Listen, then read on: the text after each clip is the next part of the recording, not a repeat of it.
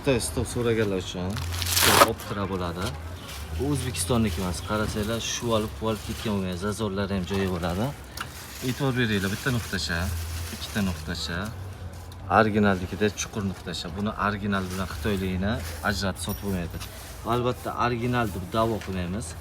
Pustoy holat 500 ming so'm, taxlangani 650 ming so'm bo'ladi. Kimga qiziq bo'ladigan bo'lsa, qayerga kelishda bilaverasizlar qanday turishchasini. Original bilan ajratish qiyin bo'lib qoladi.